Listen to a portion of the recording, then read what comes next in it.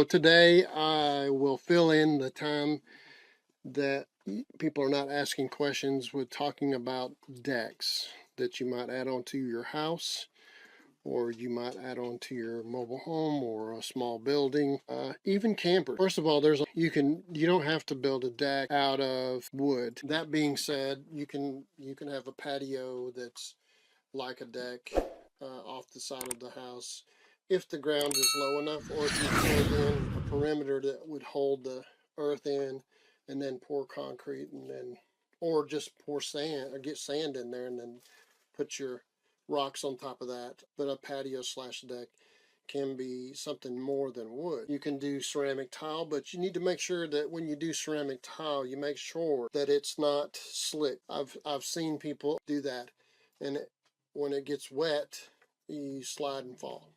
So you might want to think about any kind of slick surface.